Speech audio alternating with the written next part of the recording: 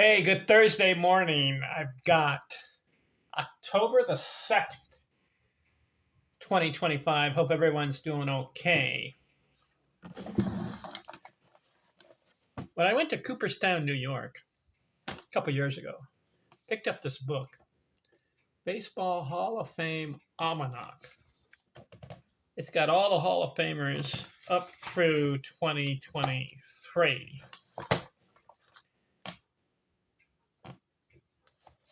Every Hall of Famer, non-pitcher, so a position player, not a pitcher's, but every Hall of Famer who has a 300 or better career batting average, I've covered on my YouTube channel.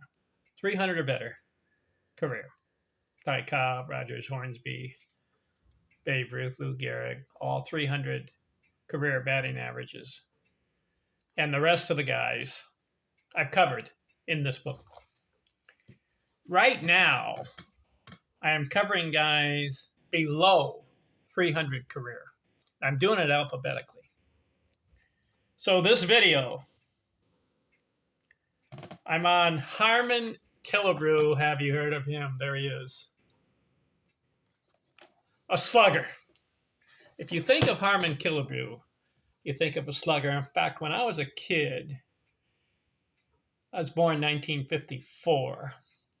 So in the 1960s, I remember looking at the newspaper. We would get the Los Angeles Times and the Herald Examiner. That's where I lived, in that area, LA area.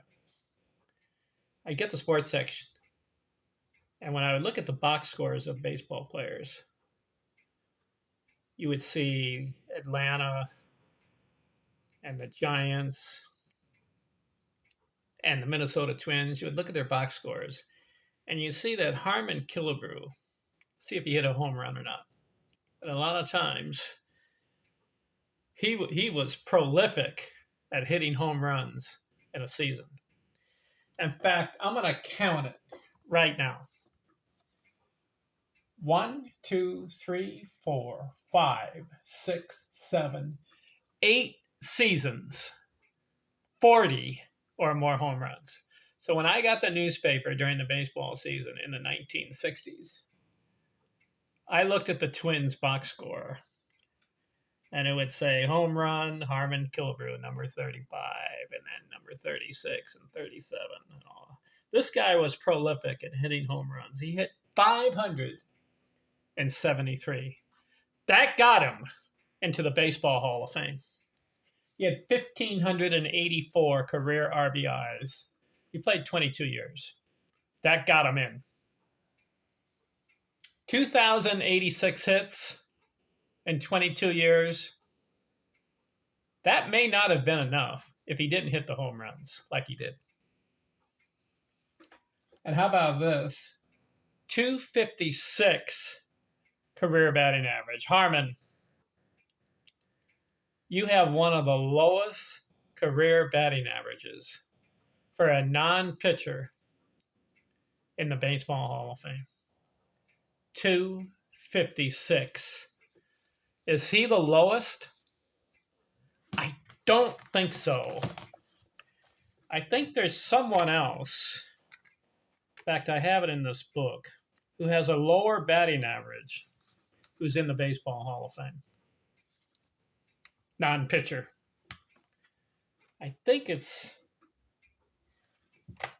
it's Ray Chalk. Let me look it up. I've got the book here. Yep, I was right. The person in the Baseball Hall of Fame, non-pitcher, who has the lowest career batting average is Ray Chalk, 253. And I'll get to him when I go alphabetically through this book. But right now I'm on Harmon Killebrew. Harmon, let me ask you this question. Have you ever run into a person in your life whose name was Harmon? Harmon Killebrew. Did the parents name him that, or is that a nickname? I don't know. I'm looking it up. I think the parents named him Harmon. Why? Anyways, interesting guy in baseball history. You think of him, he's a slugger. But did you know that Harmon Killebrew in his career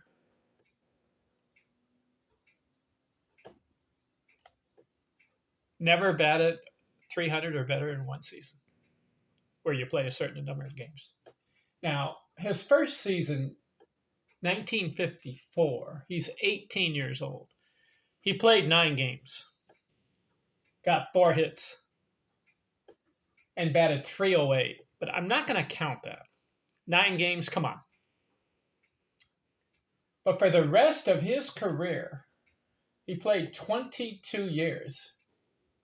The highest batting average for Harmon Killebrew, 290. He never got a 300 batting average season, and he made the Baseball Hall of Fame. But that's not his resume, is batting average. And it's not career hits. He got 2,086 career hits. His resume is slugging. Absolute power and slugging. He struck out a lot. 1,699 times in his career. Way too many. But why did he strike out that much? Because he was swinging for the fences. Do you want a guy on your team swinging for the fences and hitting 573 career home runs? He played with Minnesota 20 years out of 22. He also played for Washington, and then he played for Kansas City. One year each. 20 years with the Minnesota Twins. Do you want a slugger? Well, that's why he was in the lineup. I'm counting, let's see, 100 RBI seasons. He got 1, 2, 3, 4, 5, 6, 7 of them. And he had 3 others, 90 plus. So 10 seasons, 90 or more RBIs in a season. Do you want that? I'll take 10 seasons, 90 or more RBIs. And let me count this. 1, 2, 3. Let's see. I told you how many 40 homer seasons, right? How many was it? It was 1, 2, 3, 4, 5, 6, 7. 8 seasons, 40 or more homers. But he also had 2 other seasons, 30 or more. So 10 seasons, 30 plus home runs. Do you want that? I'll take it. I need a power guy in the lineup. I'd say 2 things got him in the Baseball Hall of Fame. It was the home runs and the RBIs. So strictly slugging. He was 509 career slugging. Just absolute power at the plate when he connected. In fact, I remember watching the game of the week in the 1960s and a little bit into the 70s. And if Minnesota was on, I think I remember seeing Harmon Killebrew clobber home runs into left field, over left field fence. He interesting guy. He was 6 feet tall, 195. He was strong. So he comes up 1954, 9 games. 1955, 38 games, 4 homers. 1956, 5 homers. 1957, 2 homers. And 1958, did not even hit a home run. So in the first 5 years of Harmon Killebrew's career, 11 home runs. Just think, if in those 5 years he had had 20 or 30 home run campaigns, he may be in the 650s, maybe close to 700 home runs. He ended up with 573. But his first 5 years, I didn't know this, 11 home runs. Started at 18. And by the age 22, he had only hit 11 home runs in 5 years. Just think. Let's say he hit 20 in the first 5 years, 20 home runs each year. And maybe one of those years would have been 30. But let's say 20 times 5 years would have been 100 home runs. He ended up with 573. If you add those 100 home runs that he could have hit in those first 5 years, that would be 673. Now, if he had hit 30 in some of those years, then he's close to 700. Yeah, Harmon Killebrew. So in 1959, he breaks out.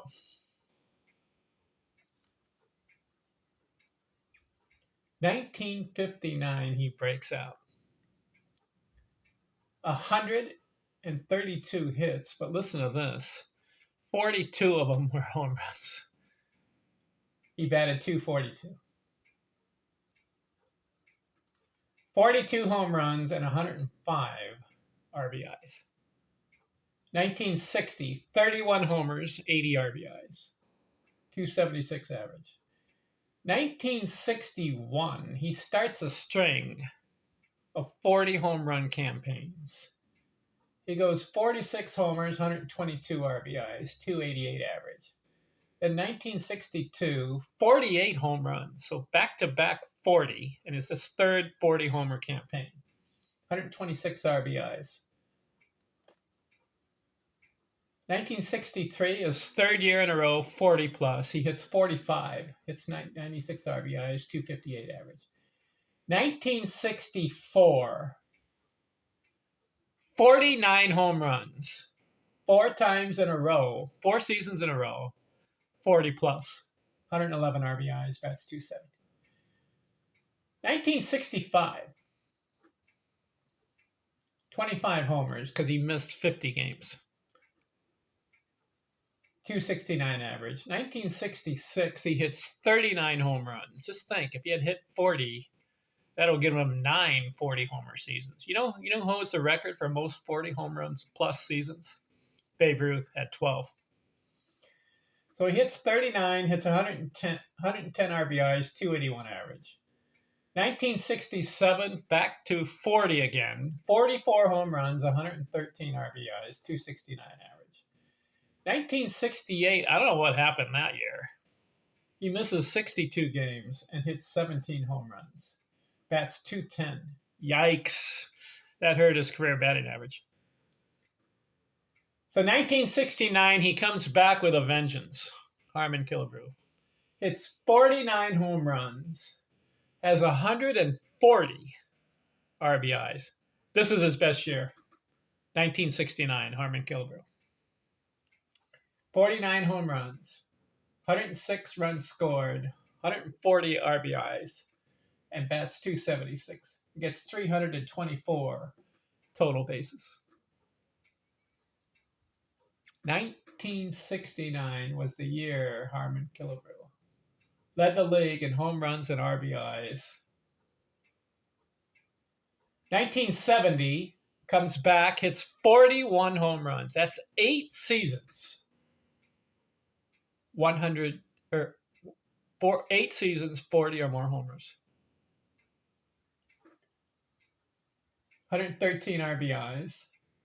So I'm counting 1, 2, 3, 4, 5, 6, 7, 8, 9 seasons, right? 3, 4, 5, 6, 7, 8. Yep. 9 seasons, 100 RBIs. And 2 other seasons, 90 plus.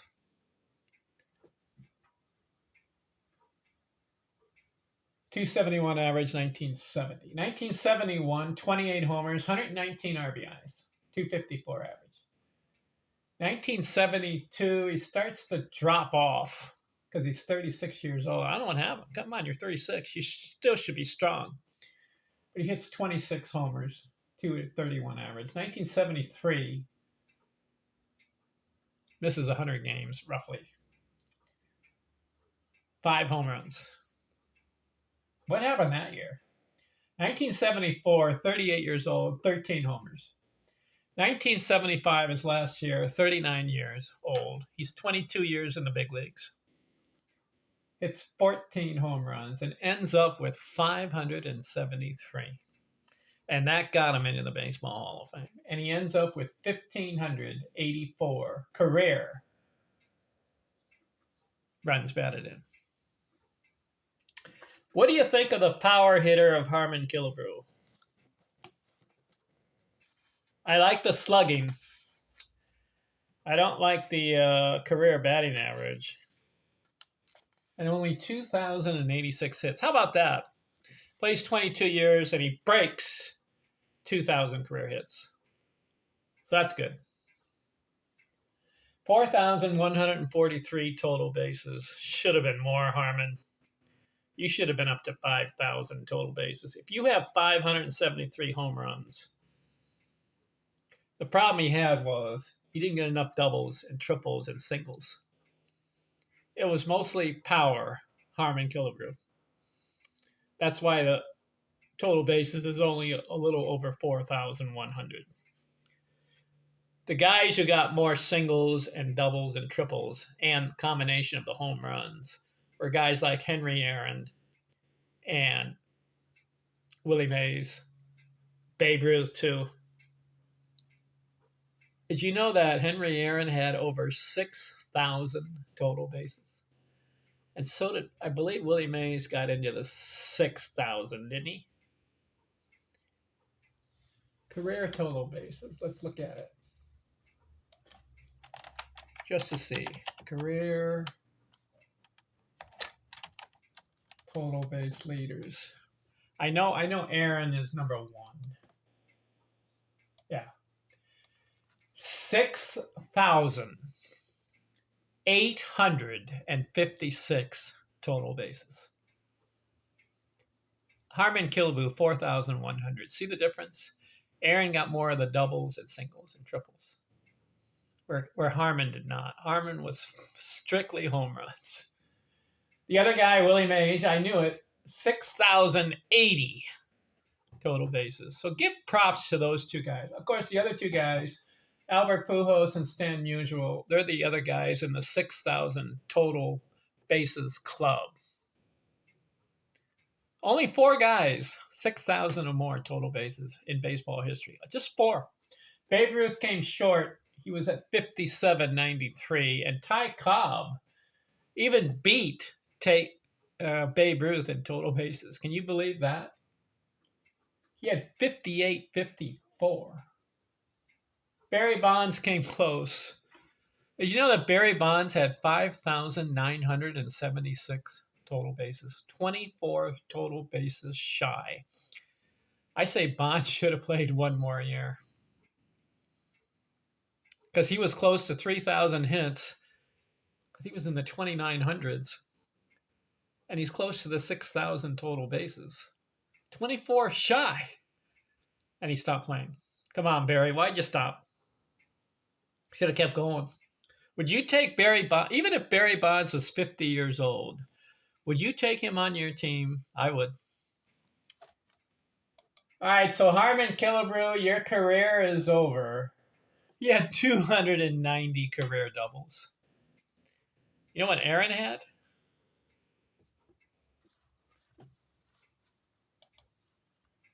How many career doubles did Aaron have?